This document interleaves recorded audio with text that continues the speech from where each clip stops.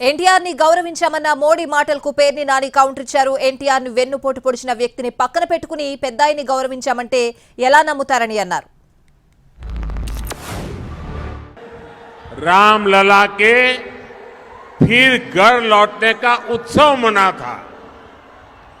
तेलुगु लोग कभी नहीं भूल सकते कि एनटीआर गारू कैसे वो भगवान राम और भगवान कृष्ण के रोल को जीवंत कर देते थे।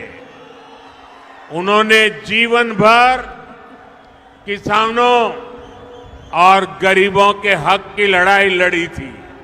ఎవరు ముందు చెప్తున్నారు? మీరు పక్కన ఎవరిని కూర్చోబెట్టుకు మాట్లాడుతున్నారు? సాక్షాత్తు ఎన్టీ రామారావు గారిని కసా కసా కసా వెన్నుపోటు పొడిచినటువంటి అతి క్రూరంగా నీచంగా హేయంగా పదవి నుంచి కింద పడదోసి పార్టీని లాక్కుని మానసికంగా కుంగదీసి చావుకు కారణమైన వ్యక్తిని పక్కన పెట్టుకుని మీరు ఎన్టీ రామారావు గారి గురించి మీరు చెప్తే